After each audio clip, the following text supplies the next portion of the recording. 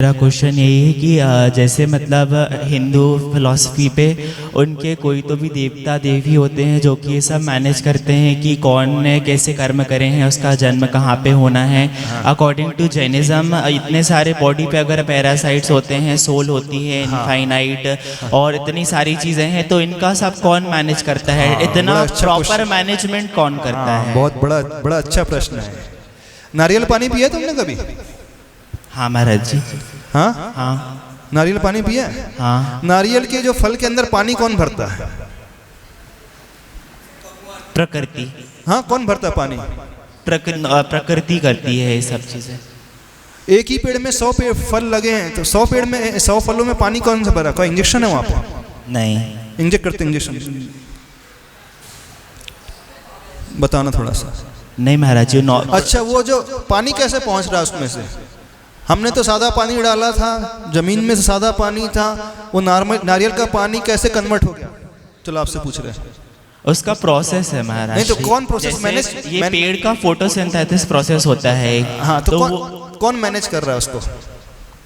Automatic खुद। कैसे हो जाएगा? कैसे पॉसिबल है ऑटोमेटिक? कोई तो मैनेज करने वाला चाहिए। एक ही पेड़ में 100 फल लगे हैं और ऐसे हजारों नहीं लाखों पेड़ हैं और इतने सारे नारियल में पानी भरने वाला कौन है? उसको वॉच कौन करता होगा किसमें कम पानी भरना, किसमें ज़्यादा पानी भरना है? और उस जो पेड़ से पानी आ रहा है उसकी जो रूट्स हैं सॉलिड हैं, उसका तना है जो सॉलिड है। अब लिक्विड को फ्लो होने के लिए हॉलो पाइप चाहिए कि सॉलिड से लिक्विड फ्लो हो जाएगा? थोड़ा सा हमें बताना। स्ट्रॉ चाहिए ना? जैसे आपको नारियल पानी पीना होता है तो लकड़ी से पी लोगे कि स्ट्रॉ चाहिए? स्ट्रॉ चाहिए। हाँ ऐसा करना, लकड़ी से पी करके देखना अपन। सॉलिड लकड़ी जो है, डंडी रखना सॉलिड। हाँ वो नारियल से पानी आपके मुख तक कैसे आ जाएगा? उसके लिए तो हॉलो पाइप चाहिए कि नहीं चाहिए? स्ट्रॉ चाहिए कि नहीं चाहिए? चाहिए। तो पेड़ में कौन से स्ट्रॉ लगे हैं अंदर? हॉलो पाइप्स लगे हैं क्या? थोड़ा बताना महाराज। उसकी एक प्रोसेस है। नहीं तो कैसे हो जाता है, कैसे पॉसिबल हो जाता है? थोड़ा हम समझना चाहते हैं आपसे। वो जैसे उसमें एक ग्रोथ होती है पेड़ की। हाँ? तो ग्रोथ होता है जब पेड़ का, तो ऑटोमेटिक मतलब पानी भरता है नारियल में और सब चीज। नहीं तो ऑटोमेटिक कैसे भर रहा है? वो तो जड़ भी सॉलिड है, तना भी सॉलिड है, शाखाएं भी सॉलिड है। हम देखना, जैसे हम फ्रूट्स का विकास मानते हैं, आम है मान लीजिए, आम धीरे धीरे बढ़ रहा है, ठीक है? तो आम में जो रहने वाले सेल्स हैं, आप देखना आम का जो फ्रूट्स है ना, फल है, उसमें सेल्स रहते हैं, उसकी भी ग्रोथ होती है। इस कारण जो उसका दल जो है बढ़ता हुआ दिख जाता है। अब वो नारियल फल इतना कठोर, हाथ से अपन फोड़ नहीं सकते इजीली। अब उसके भीतर वो लिक्विड वाटर कैसे फ्लो हो रहा है, बड़ी हमको समझ ही में नहीं आता कैसे हो रहा है। थोड़ा हमें समझाओ, कोई समझाएगा? ऊपर बैठा हुआ भगवान कर रहा है, पानी भर रहा है। माइक से बोलो। वो उसकी संरचना है। जैसे टमाटर है, उसके अंदर रस कोई पैदा नहीं करता, वो ऑटोमेटिक हो जाता है। भटा है तो उसके अंदर बीज कोई डालता नहीं है, वो ऑटोमेटिक आ जाता है। अच्छा, वेरी गुड। मिर्ची है तो उसके अंदर भी दाने कोई होते नहीं है, मतलब वो चीजें आ जाती हैं। हाँ। ये उसकी संरचना प्राकृतिक रूप से हो जाती है। ऐसा तो नहीं कि भगवान जाके बीज भर रहे हैं, मिर्ची में भट्टे में बीज भर रहे हैं, नारियल में पानी भर रहे हैं। प्राकृतिक हो सकता है, नेचुरली ऐसा हो सकता है। हो ही रहा है। अच्छा हो ही रहा है ना। जब जड़ वस्तु में हम देख रहे हैं कि ऐसा हो सकता है, तो इस सोल को माइग्रेट करके दूसरी बॉडी में जन्म लेने के लिए क्या किसी गॉड की आवश्यकता होगी जो डिसाइड करेगा? अब ये निगोदिया के जीव में था, चींटी के शरीर में था, अब इसको चींटी से निकाल करके मुझे हाथी बनाना है, हाथी से निकाल करके मनुष्य बनाना है। कोई बैठा बैठा ऊपर जो ये हिसाब किताब रखेगा, उसको और कोई काम नाम नहीं भगवान को। लेकिन क्वेश्चन अभी भी ये बरकरार है कि हम कहाँ पैदा होंगे, कहाँ जन्म लेंगे, डिसाइड करने वाला कौन है? कौन है डिसाइड करने वाला? कर्म यह निर्णय करता है कि यह आत्मा इस शरीर को छोड़कर के कहाँ जन्म लेगी। दूसरा प्रश्न यह उठता है कि कर्म कैसे आ जाएंगे हमारी आत्मा में? हाँ? क्या कर्म को पता है कि यहाँ चिपकना है? बताओ हमें, क्या थ्योरी है? ऐसे कहा जाता है ना संसार में कि कर्म ही सब कुछ करने वाला है। जैन धर्म में ही नहीं, गीता में भी कहा है। जब श्री कृष्ण जी उनके अनुसार, जब महाभारत के समय श्री कृष्ण जी ने अर्जुन को उपदेश दिया, उस एक महाभारत पर्व है जिसमें से गीता निकली है, उसमें उन्होंने स्वयं मेंशन किया, कर्मणैव जायते जंतु कर्मणैव म्रियते, सुखम दुखम भयम शोकम कर्मणैव जायते। कर्म से ही ये जंतु, ये जीव जो है जन्म लेता है, कर्म के कारण ये मरण को प्राप्त होता है। चाहे सुख की बात हो, चाहे दुख की बात हो, चाहे भय की बात हो, चाहे शोक की बात हो, सारा का सारा फल यदि इस जीव को, आत्मा को मिलता है तो कर्म के द्वारा ही मिलता है। अब देखना, भागवत में कहा है। अब उसी धर्म में यह भी कहा जाता है कि भगवान जो है उसे वहाँ भेजते हैं, भगवान पैदा कर रहे हैं, भगवान यहाँ नरक भेजते हैं, भगवान स्वर्ग भेजते हैं। अब लेकिन स्वयं गीता में कह रहा है, यदि आपने रामायण के कुछ पद्यों को सुना होगा, तुलसीदास की रामायण सुनी है, नाम तो सुना हो, उसमें भी कुछ पंक्तियाँ आती हैं, कर्म प्रधान विश्व करी राखा, जो जस करहि तो तस फल चाखा। ये तो हिंदी की है, दोहाई जैसी है। कर्म प्रधान विश्व करी राखा, ये सारा का सारा विश्व, ये सारा का सारा संसार कैसा है? कर्म प्रधान। जो जैसा करेगा वो वैसा ही फल को चखेगा। यानी हम जो पाते हैं, चाहे सुख को चाहे दुख को, कुछ भी क्यों ना हो, उसको प्राप्त हम स्वयं कर रहे हैं। कर्म प्रधान सब कुछ है, बिना कर्म के कुछ होता नहीं है। यानी कोई भगवान ऐसा नहीं है जो हमें सुखी दुखी कर दे, हमारे लिए शोक पैदा कर दे, हमारे लिए डर पैदा कर दे। एक श्लोक और भी आता है उन्हीं में, गीता के पर्व में आता है, न कर्तव्य न कर्माणि लोकस्य सृजति प्रभु, न कर्म फल संयोगे स्वभावस्तु प्रवर्तते। न ही कर्म, न ही कर्तव्य, न ही ये लोक, इसका सृजन प्रभु करते हैं। यानी भगवान नहीं करते हैं। इस लोक का भी, इस लोक की रचना भी भगवान नहीं करते। कौन कौन कैसे कर्म करेगा ये भगवान प्रेरित नहीं करेंगे। किसके किसके क्या कर्तव्य है भगवान नहीं बताएंगे। न ही कर्म के फल भगवान देंगे। ये जो सारा का सारा संयोग है, स्वभावस्तु प्रवर्तते। अभी हम जैन धर्म की, जैन शास्त्रों की बात बिल्कुल नहीं कर रहे हैं, अभी हम गीता की बात कर रहे हैं। गीता में यह श्लोक श्री कृष्ण जी ने जब अर्जुन को उपदेश दिया था तब कहा था। क्या कहा था? स्वभावस्तु प्रवर्तते। स्वभाव से ये सारा का सारा प्रवर्तन होता है। कौन सा प्रवर्तन? कर्म का फल मिलना, कर्म का संयोग जुड़ना, लोक की रचना, लोक में घटने वाली सारी घटनाएं। एक मान्यता है, पत्ता भी हिलता है तो उसे भगवान हिलाता है। मान्यता है ना? नहीं मान्यता है? पत्ता भी हिल रहा है तो प्रभु हिलाएगा। किसी को पैदा करना है तो प्रभु पैदा करेगा। किसी को मारना है तो प्रभु मारेंगे। किसी को दंड देना है तो भगवान दंड देंगे। लेकिन जब हम गीता को उठा करके देखते तो वहाँ पूरा अलग ही उपदेश दिया गया है। वहाँ पे क्या हेतु बताया, कारण क्या बताया? स्वभावस्तु प्रवर्तते। स्वभाव से ही ये सारा का सारा घटनाक्रम होते चले जाता है। इसका अर्थ है कोई करने वाला नहीं है, कोई फल देने वाला नहीं है हमें कर्म का फल। कोई हमें गिफ्ट देने वाला, उपहार देने वाला नहीं है। कोई हमारे लिए वरदान देने वाला नहीं है। क्या क्या? दुख, सुख, शोक, भय जो भी प्राप्त हो रहा है कर्मणैव जायते, कर्मणे एव जायते। कर्म के द्वारा ही पैदा होते हैं। बात समझ में आ रही? नहीं समझ में आ रही? तो मरकर के हम कहाँ पैदा होंगे, ये डिसाइड करने वाला कौन है? कौन है? कर्म।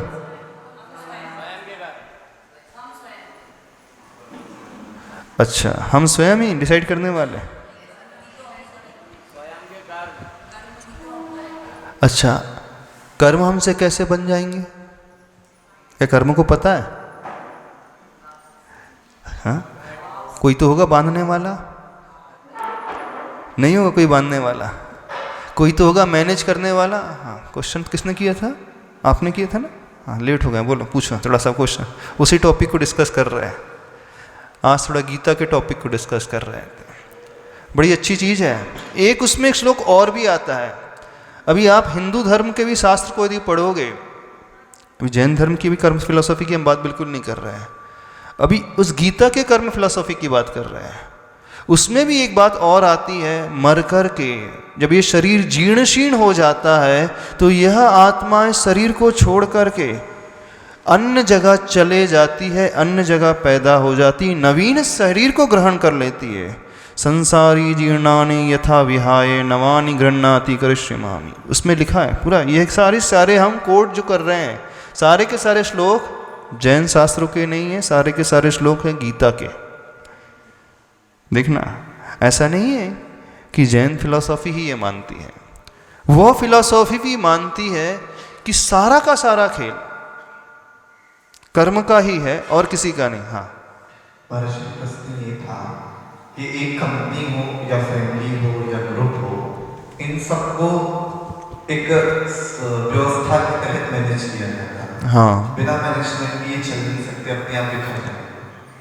तो फिर इतनी बड़ी प्रकृति को कोई तो मैनेजमेंट करने वाला होता, कोई तो एचआर बैठा होता। फिर आपने इसमें कहा था कि नारियल में पानी भरता है या कुछ और उदाहरण दिए थे।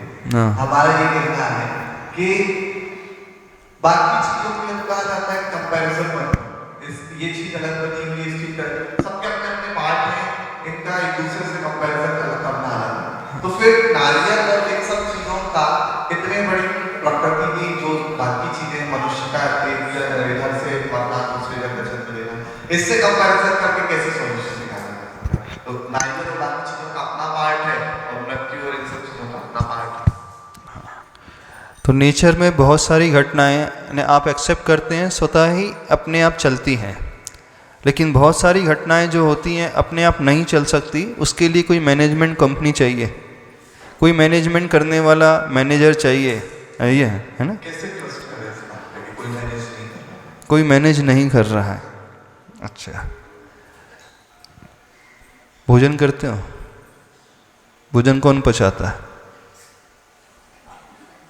कैसे पचता है भोजन? हाँ, अपने आप हो रहा है। चलो ये संसार को छोड़ दो। एक बहुत अच्छा कंपैरेटिव स्टडी हुई है। संसार बहुत बड़ा है, अभी संसार को नहीं देख सकते। ह्यूमन बॉडी और संसार की पूरी जो स्ट्रक्चर है ऑलमोस्ट सेम है, ऑलमोस्ट सेम है। आप देखो, अपने शरीर को चलाने के लिए आप स्वयं कितना करते हो और स्वयं आपका शरीर अपने आप में कितना करता है। हाँ, आप चला करके डेलिबरेटली सोच कर, विचार करके, ज्ञान लगा करके, बुद्धिपूर्वक कितना करते हो अपने बॉडी को मैनेज करने के लिए, और आपकी बॉडी ऑटोमेटिकली कितना स्वयं मैनेज कर रही है। आप क्या करते हो अपने लिए? आप भोजन करते होंगे, भोजन बनाते होंगे, भोजन को पैदा करने के लिए पैसा कमाते हो, अन्न पैदा करते हो खेती करके, आप सिंदा से ह्यूमन बीइंग, और आपने उस गेहूं को पीस करके, आटा बना करके, रोटी बना ली, सब्जी बना ली, भोजन तैयार कर लिया, भोजन खा लिया, ये आपके हाथ में है ना। इसके बाद जो पूरा चल रहा है सिस्टम, वो किसके हाथ में है? तो आपकी बॉडी को कौन मैनेज कर रहा है?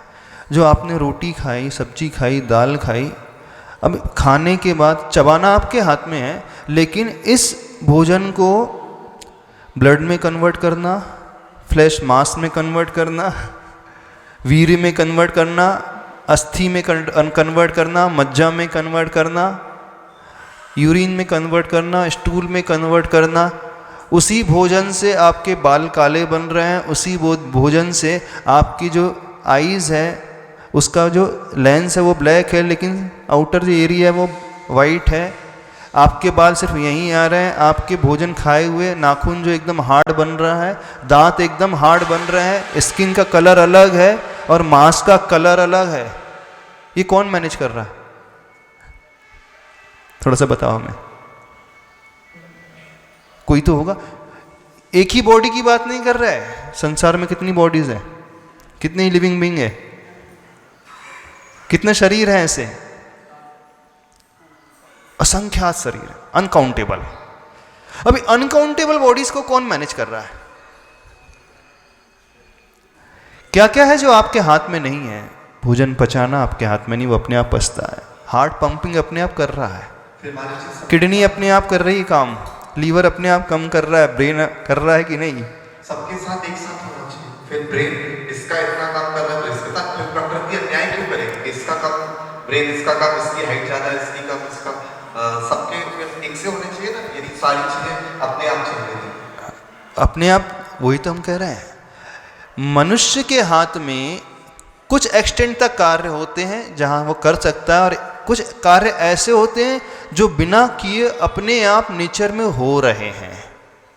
अब आप कह रहे हो कि सबका ब्रेन एक जैसा काम करना चाहिए, सारी प्रोसेस अपने आप हो रही है, तो फिर इसमें क्यों अंतर आ रहा है? ये अलग, ये अलग। जीन्स में अंतर है, इसलिए जीन्स में अंतर है। अब आप कहोगे जीन्स में अंतर क्यों आ गया? तो जीन्स जहां से आया है उन माता पिता में अंतर है। अब प्रश्न आएगा कि वो माता पिता ही उसे क्यों मिले? सब बिगनिंग लेस है ना हमारे जीवन। हाँ, स्टार्टिंग से सब एक सा होना। नहीं, एक सा नहीं, बिगनिंग लेस होते हुए भी बहुत कुछ है जो एक सा नहीं है।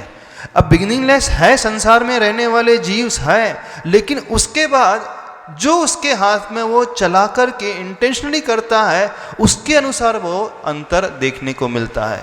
यानी यहां पर बात आएगी कर्म की। जो जैसा कर्म करेगा वो वैसा फल पाएगा। अब जो प्रश्न आपने उठाया वो शायद इसलिए उठाया कि कर्म कैसे बनते हैं, कौन डिसाइड करता है कि इसको ऐसे कर्म बांधना है, ये प्रश्न उठाया है ना। संसार में अनकाउंटेबल शरीर हैं, अनंत जीव हैं, एक ही जगह सब रह रहे हैं, अलग अलग जगह रह रहे हैं, तो वो कर्म कहाँ से आ जाते हैं? कौन उससे भेजता है? कोई ऊपर बैठा हुआ है, इसने गलत काम किया है, इसने पाप किया है, किसी की हिंसा की, किसी को मार दिया है, अब मुझे इसको गलत कर्म देना है। प्रश्न क्यों उठा आपके मन में ये बताओ? यही महाराज जी के इसको कहाँ कैसे रहने का, और इतना नैनो सेकंड होता है यहाँ से पढ़ने के बाद वहाँ पहुँचना, तो कैलकुलेशन इतनी जल्दी कैसे होता है? कैलकुलेशन इतनी जल्दी कैसे हो जाता है? हाँ, एक मिनट, वो कुछ कह रहा है, मैं थोड़ा सा आंसर देना। महाराज जी, वस्तु कर्म भी तो किसी ने बनाए होंगे ना कि इस कर्म का फल ये मिलेगा, उसको पहले मैनेज किया होगा किसी न किसी ने कि अब ये करना, अगर ये करेगा तो इसमें ये फल मिलेगा, तो ये भी तो किसी ने मैनेज किया होगा।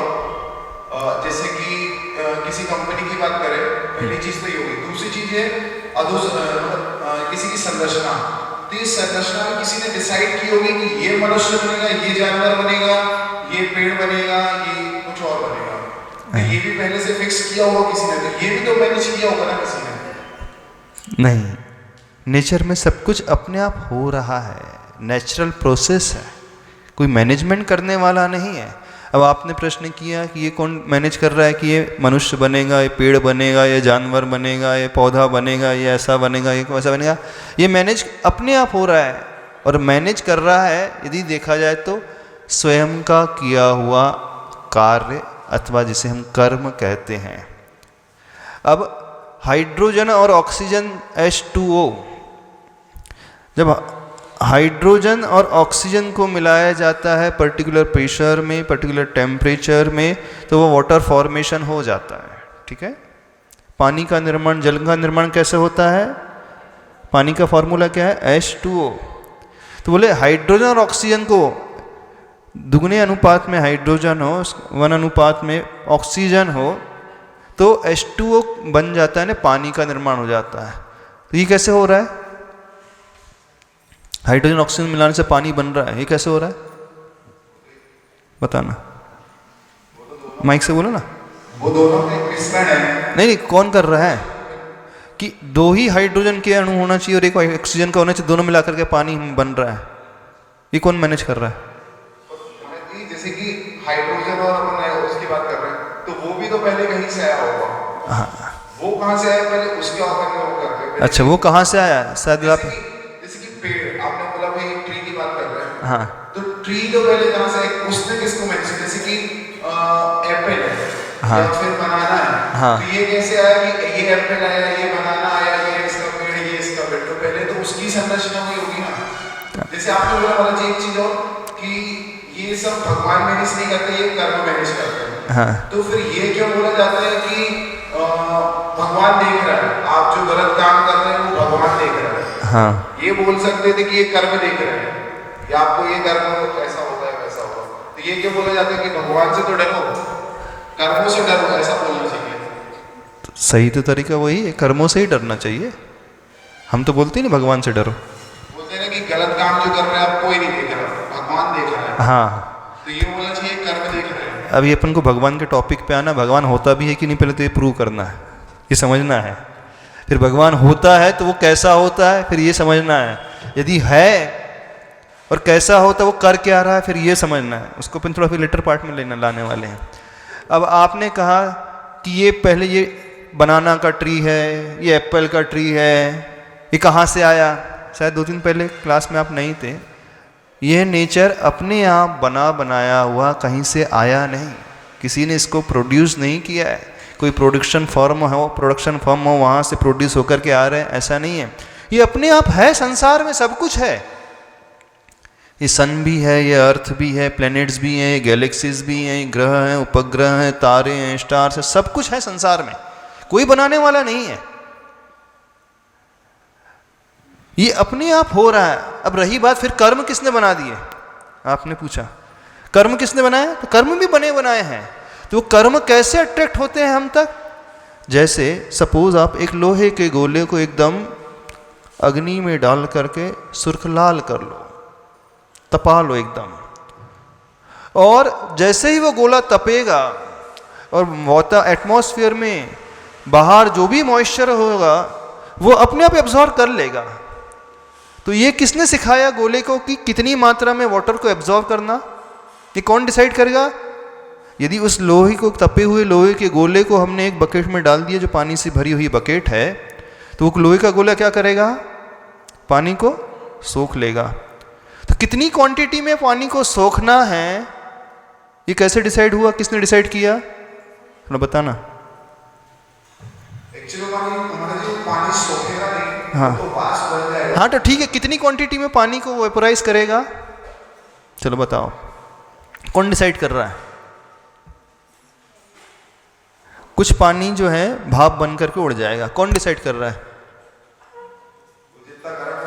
हाँ, आपने कहा ना, जितनी उसमें हीट है, जितना वो गर्म होगा उतना ही पानी को सोख लेगा अथवा वेपर बना करके उड़ा देगा, ठीक है ना। तो कोई ऐसा तो बैठा नहीं मैनेजमेंट करने के लिए कि देखो ये लोहा को अब मुझे लोहे के माध्यम से पानी को उड़ाना है भाप बना करके, कोई बैठा ऊपर? अभी लोहा गर्म हो गया, अब ये पानी में जाएगा तो पानी को भाप बना करके उड़ाना है, कोई डिसाइड करने वाला बैठा है? फिर कैसे हो रहा है, पानी कैसे भाप बन रही है? थोड़ा सा क्वेश्चन आंसर दो, बताना। पानी जो है भाप कैसे बन रही है, बताओ तो, बोलो, माइक से बोलो। अरे माइक से बोलो, तुम तो इंजीनियर हो, बोलो अच्छे से बोल दो। नहीं तो कैसे, कौन डिसाइड कौन कर रहा है, मैनेज कौन कर रहा है, हम ये जानना चाह रहे हैं। आपने कहा ना नेचुरल हो रहा है। तो जितना लोहा गर्म होगा, जितनी उसके भीतर हीट होगी, उतना वो उस वाटर को उस रूप में कन्वर्ट कर देगा। आप कैल्शियम कार्बोनेट है, चूना का पत्थर है, उसमें पानी डाल दो, उसमें से बुलबुले उठने लगेंगे। कौन मैनेज कर रहा है उसमें बुलबुले पैदा करने के लिए, कौन प्रेरित कर रहा है चूने को? क्या हो रहा है? कौन कर रहा है? सब कुछ नेचुरल है। हाँ हाँ ये भी तो किसी ने किया होगा कि भाई आप चूल्हे में पानी डाला तो कोई बुरा हो जाएगा। हाँ, तो हाँ, अब पानी डालना, अब सुनो देखना, चूने के अंदर पानी डालना ये आर्टिफिशियल है, ये किसी के द्वारा किया जा रहा है। लेकिन पानी डालने के बाद उसमें से वो बुलबुले जैसे उठना, भाप निकलना, कार्बोनेशन जो प्रोसेस जो घटित हो रही है, COCA3 जो आपस में जब उसमें H2O मिलेगा तो केमिकल रिएक्शन होने के बाद जो कार्बन डाइऑक्साइड अदर गैसेज से फॉर्मेशन होगा वो ऊपर उड़ेंगी, वो दिखती हुई हमें उड़ती हुई दिख रही हैं। वो हमारे हाथ में नहीं, आपके हाथ में क्या था? चूने और पानी को मिलाना। लेकिन उसके बाद चूने पानी मिलने के पास जो केमिकल रिएक्शन हो रहा है, उसमें गैस फॉर्मेशन हो रहा है, वाटर का इवेपोरेशन हो रहा है, ऑक्सीजन अलग हो रहा है, हाइड्रोजन अलग हो रहा है, कार्बन डाइऑक्साइड अलग हो रही है, और एक नया प्रोडक्ट, एक बाय प्रोडक्ट्स अलग प्रोड्यूस हो रहा है। ये हमारे हाथ में तो नहीं ना। तो आपके हाथ में कुछ है, लेकिन कुछ, बहुत कुछ ऐसा है जो हमारे हाथ में नहीं है। अब देखना, अब रही कर्म थ्योरी क्या होती है। बेसिकली जो जितनी भी सोल हैं वो कैसे कर्म को अट्रैक्ट करती हैं। जैसे ही वो सोल गर्म हो जाएंगी तो पानी को अट्रैक्ट करने लगेंगी। सोल का गर्म होना मतलब हमारी आत्माओं का गर्म होना मतलब पैशन से जब हम भर उठते हैं, कषायों से जब हम भर उठते हैं, जब जब हम क्रोध से भर उठते हैं, जब जब हम अहंकार से भर उठते हैं, जब जब व्यक्ति मायाचारी छल आदि करने लगता है, जब जब बहुत ज़्यादा वो ग्रद्धता अपने भीतर लेकर के आता है, तृष्णा का भाव लेकर के आता है, यानी बहुत ज़्यादा क्रेविंग की भावना उसके भीतर पैदा होने लगती, पाने की इच्छा होने लगती है, ये चाहिए वो चाहिए। यानी जब जब वो क्रोध, मान, माया, लोभ, ये 4 प्रकार की कषायों को करने लगता है, तो उसकी सोल जो है इस प्रकार से हो जाती है कि वो नॉर्मल स्टेज में नहीं रह गई। अब वो लोहा जो नॉर्मल स्टेज में था, ठंडा था, अब वो नहीं रहा ठंडा, उसको हमने अग्नि के ऊपर रख दिया तो वो अग्नि को एब्जॉर्ब करने लगा, अंदर से गर्म होने लगा। यदि अग्नि उस लोहे को नहीं दी जाती तो गोला, लोहे का गोला बिल्कुल एज इट इज रहता, उससे हम पानी की बकेट में डालते तो वो भाप का नहीं बनता। ऐसे ही ये सोल यदि नॉर्मल स्टेज में रहती, नॉर्मल स्टेज में मीन्स जब वो ईगोइस्टिक नहीं होती, जब बहुत ज़्यादा एंगर आदि नहीं करती, जब वह डिसाइड नहीं करती, मायाचारी से नहीं भरती, जब बहुत ज़्यादा ग्रीड की भावना से नहीं भरती, एज इट इज़ जैसी है अपने नेचर में रहती। उसका नेचर क्या है? सोल का अपन ने डिस्कस किया था कल का। सोल की क्वालिटीज़ क्या है? टू नो एंड टू सी, जानना और देखना, ज्ञान और दर्शन। जैसे ही वो जानने और देखने को छोड़कर के पैशन, कषायों से भरने लगती है, ये जो पैशन, जो कषाय हैं, वो क्या है? अग्नि है। क्रोध की अग्नि, माया की अग्नि, लोभ की अग्नि, अहंकार की अग्नि, ईर्ष्या की अग्नि, काम की अग्नि, जुगुप्सा की अग्नि, भय, शोक, चिंता, वॉटेवर, कुछ भी हम नाम दे लें, ये सारी की सारी डिफरेंट क्वालिटीज़ की अग्नि है। तो जैसे ही आत्मा को ये अग्नि दी जाएगी, अब वो अपनी नॉर्मल स्टेज में नहीं रहेगी, तुरंत उसके भीतर कुछ रिएक्शन होने लगेगा। होता है कि नहीं? आपको गुस्सा आने लगता है, काम तो नहीं रह रहे, एकदम शांत तो नहीं रह रहे आप, रहते उबलने से लगते हो। जब आपको कोई ठेस पहुंचाता है, हर्ट करता है, तो आपका ईगो क्या हो जाता है? ये क्या हुआ? अथवा आप किसी से छल करने लगते हो, अथवा बहुत ज़्यादा लालच की भावना, अथवा किसी से जलने लगते हो, ईर्ष्या करने लगते हो, अथवा जब आप बहुत ज़्यादा टेंशन में आ जाते हो, एंग्जाइटी, चिंता में घिरे रहते हो, तो आप अपनी नॉर्मल स्टेज में नहीं हो। तो होता क्या है, इस संसार में जितनी भी सोल है, जितने भी जीव हैं, वे नॉर्मल स्टेज में रहते ही नहीं, न्यूट्रल कभी नहीं रहते। या तो वो क्रोध करेंगे, या अभिमान से भरेंगे, लोभ लालच से भर उठेंगे, ईर्ष्या से भर उठेंगे, किसी को छलेंगे, किसी को लूटेंगे, किसी का बुरा सोचेंगे। जब जब ऐसा बिहेवियर होने लगा तब तब समझना हमारा वो लोहे का गोला है ना, आत्मा रूपी लोहे का गोला गर्म होने लगा। और जैसे ही जितनी क्वांटिटी में गर्म होगा उतनी क्वांटिटी में वो कर्म को अट्रैक्ट करेगा। अब समझना, थ्योरी समझना। अब देखना, अब कर्म जो हैं डिफरेंट टाइप्स के होते हैं। अब दो प्रकार की एक्टिविटीज़ व्यक्ति करता है, या तो अच्छी एक्टिविटीज़ करता है अथवा बुरी एक्टिविटीज़ करता है। हाँ बोलना। नमोस्तु महाराज जी। इस पे आगे बढ़े उसके पहले सिर्फ एक बात, अभी तक जितना आपने बोला वो सब कुछ एक्सेप्ट किया। हाँ। कि सब कुछ कर्म नियामक होते हैं, सब कुछ होता है। आपने बहुत सारे एग्जाम्पल्स भी दिए गीता के। वैष्णव संप्रदाय में 2 मार्ग होते, भक्ति मार्ग और ज्ञान मार्ग। गीता जो है वो ज्ञान मार्गियों का ग्रंथ है। हाँ। लेकिन जब हम कर्म को ही नियामक मान करके कि सब कुछ जो है वो हम हमारे कर्म करते हैं, तो हम उस डिवाइन पावर को अंडररेटेड नहीं कर रहे? हम फिर भगवान की महिमा को कम नहीं कर देंगे? अभी तो हमें भगवान को प्रूव करना, भगवान होते भी कि नहीं। फिर भगवान होते हैं, हमने ये भी एक्सेप्ट कर लिया। अभी कहाँ से एक्सेप्ट कर लिया? होते हैं, एक भगवान का डिवाइन स्वरूप पावर है। अभी भगवान का स्वरूप क्या? अभी तो वो अपने को अपने एक डिवाइन पावर है जो सब आपके कहते हैं ना, कहने से- प्रभु इच्छा, प्रभु आपके इच्छा। कहने से हम कैसे मान लें? अब है अरे आप कहो तो है। तो अब कोई के 2 और 2 5 होते हैं, तो कि 2 और 2 कितने होते हैं? 4 ही होंगे। नहीं, हम बोल रहे 2 और 2 5 होते हैं। तो जो आपने बोला वो माना, हमने आपके पावर को कम कहाँ किया?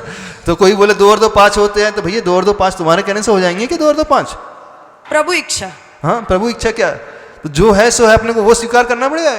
तो हम कैसे मान लें कि भगवान होते हैं? कुछ ना कुछ तो है ना। क्या है कुछ जहां ना तक कुछ? पहुंचने का लोग प्रयास करेंगे, उस लोहे के गोले को ठंडा रखने का प्रयास क्यों किया जा रहा? ऊपर तक पहुंचने के लिए ही नहीं, तो बिल्कुल किया नहीं। किसने जाएगा। कहा ऊपर से पहुंचने के लिए? बिल्कुल नहीं, क्यों? है ही नहीं। तो फिर क्यों ठंडा रखना? नॉर्मल स्टेज में जैसा रहना, चल रहा है। टेंशन फ्री रहना, आनंद में रहना, ये पर्पस है। हमको ऊपर तो पहुंचने नहीं। पहुंचना होगा। नहीं, हमको तो पहुंचना क्यों? नहीं है। फिर उसको ठंडा रखना, गर्म करना, ये क्यों नहीं, होगा? अपने नेचर में रहना पर्पस है। नेचर में, अपने स्वभाव में रहना है। ऊपर जाने का तो पर्पस है ही नहीं। हाँ, तो ऐसे कहीं कुछ- मोक्ष है, कहीं वो है, हमको जाना ही नहीं। किसने कहा हमको मोक्ष ऐसे जाना है? कुछ थे जिन्होंने अपने स्वभाव को प्राप्त कर लिया। हाँ। बस वही डिवाइन पावर को अगर हम कर्ता मानते हैं तो इसमें विरोधाभास किसने क्यों? कहा है? जब हम नेचर में, अपने स्वभाव में, तो फिर हम करेंगे क्यों कुछ? समझ? फिर भक्ति की महिमा कहाँ जाएगी? वो और भक्ति किसकी करें भक्ति? हमने कहा हमने कहा ही नहीं भक्ति करने को। भाई तो दोनों पॉइंट ऑफ व्यू तो आते हैं ना, कि वो कौन तो सा? एक पक्ष पूरा कर्म और ज्ञान को ही बस महत्व दे रहा है। हाँ। और एक पक्ष किसी एक को आइडल मान के उसके जैसा बनने को प्रेरित कर रहा है। हमको किसी के जैसे बनना ही नहीं है। बिना आइडल के कैसे कुछ होगा? हमको किसी के जैसे क्यों बनना भाई? हम क्यों किसी के जैसे बने? हमें अपने जैसा बनना है। हम कैसे? जो हम हैं, जिस प्रकार का हमारा नेचर है, हमें अपने में रहना। हमें किसी जैसे क्यों बनना? हम कंपैरिजन क्यों करें किसी से? हमारा नेचर कैसा है वो कौन बताएगा हमें? हाँ? अपना नेचर जो सोल का नेचर है, जानना और कैसे देखना। पता चलेगा? वो जानना और कैसे देखना। वो कैसे पता चलेगा? अब बता तो रहे हैं, टू नो एंड टू सी। अपने नेचर में रहना। हमें किसी से क्या लेना देना? नहीं, क्या लेना किसी देना? से कुछ लेना देना नहीं है। हाँ। लेकिन हमें हमारा भान कराने वाला कोई ना कोई तो होगा।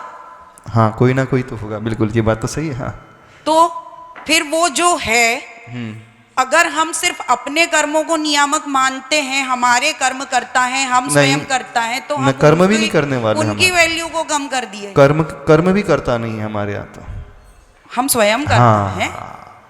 हम अपने आप हम को करने कर्ता वाले माने। हैं। कर्म कौन होता करने वाला? उस लोहे को, जो लोहा जो उस वाटर को एब्जॉर्ब कर रहा है, सोख रहा है, उसको वेपर फॉर्मेशन कर रहा है, तो पानी ने थोड़ी उसको कहा था कि तुम मुझे सोख लो। यदि लोहा गर्म नहीं होता तो पानी क्यों सूखता उसमें? तो पानी ने कुछ किया ही नहीं, कर्म ने तो कुछ किया ही नहीं। हाँ, कर्म तो मैटर है, जड़ है, पुद्गल है, वो क्या करेगा? करने वाले तो हम हैं। हाँ, जैसा जैसा हम करेंगे वैसे वैसे कर्म आते जाएंगे। हम दोष देते हैं, कर्म हमें भटका रहा है, कर्म हमें घुमा रहा है, कर्म हमें फल दे रहा है। कहाँ दे रहा है कर्म फल? वो तो जड़ पुद्गल है, वो कैसे फल दे देगा? हाँ, बताओ। वही तो बात है कि क्या सब बात है? कुछ कर्म मतलब हम स्वयं करता हाँ, है, हम अब स्वयं थोड़ा भोगता समझने है। की कोशिश करो। मैंने सब कुछ एक्सेप्ट कर लिया। हाँ, लेकिन अगर मैं सिर्फ स्वयं अपने में रह जाऊं तो फिर एक जो डिवाइन पावर है, जो प्रभु है, जिसको हम एक शाश्वत सत्ता मानते हैं, हमने उसकी वैल्यू को कम किया ना। हमने किसी की हम फिर वैल्यू उनकी को भक्ति करने को क्यों आएंगे? हमने तो कहा ही नहीं भक्ति करने के लिए आप। कभी ना कभी तो हमको कहीं ना कहीं तो आएंगे ना। उसको भी तो एक मोक्ष का मार्ग बोलते हैं ना। बिल्कुल नहीं, जैन धर्म कभी नहीं करता किसी की भक्ति करो। जैन धर्म किसी की कभी नहीं कहता किसी की पूजा करो।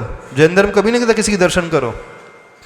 वो जो अच्छे वाले पुद्गल परमाणु, कर्म परमाणु ब्रह्मांड में घूम रहे हैं, उनको अपनी तरफ आकर्षित करने के लिए कुछ अच्छा करना पड़ेगा। हाँ, आप सुनो तो ध्यान से। वो अच्छे और बुरे की परिभाषा हमको कैसे पता चलेगी? सुनो, हमें तो भगवान के दर्शन करना ही नहीं, ना भगवान की पूजा करना है। हमें क्या करना है? अब सुनो, हमें अपने आप को पाना है, अपने स्वभाव को पाना है, जो हमारा नेचर है, अपने आनंद में रहना है। अब उस आनंद को पाने के लिए वो प्रभु जो है मीडियम है।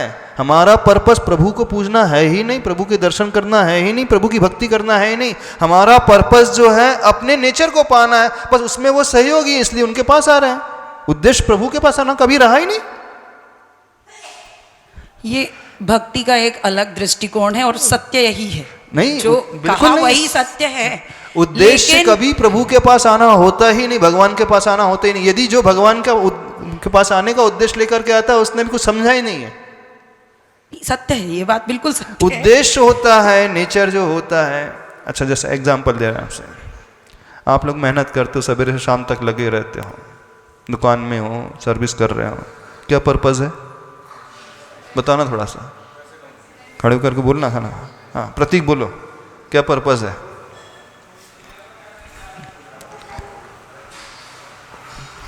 महाराज जी, पैसा और नाम। पैसा और नहीं, पैसा पर्पस होता ही नहीं। अच्छा ठीक है, पैसा कमाओगे तो पैसा क्यों कमाना चाहते हो? नीड्स को पूरा करना। नीड्स को बना, नीड्स क्यों फुलफिल करना चाहते हो? नीड्स पूरा क्यों करना चाहते हो? अपनी लाइफ स्टाइल क्यों बदलना चाहते हो? बोलो। हाँ हाँ, लाइफ स्टाइल क्यों बदलना चाहते हो? मैं पूछो, जो बदलना चाहते हो तो कारण तो बताओ। मैं भीड़ में से अलग क्यों दिखना चाहते हो? स्टेटस क्यों मेंटेन करना चाहते हो? हाँ बोलो बोलो बोलो। सब कुछ खुद के लिए करना है। हाँ आ गए ना। पैसा कमाना तो पर्पस नहीं है ना, दुकान जाना तो पर्पस नहीं है, जॉब करना तो पर्पस नहीं है ना। पर्पस क्या है? जो भी एक्टिविटी व्यक्ति कर रहा है उसका उद्देश्य क्या है? पहले ये समझो सही। उद्देश्य ना काम करना है, ना पूजा करना है, ना दर्शन करना है, कुछ नहीं है। उद्देश्य जो है आनंद में रहना है, अपने स्वभाव में रहना है।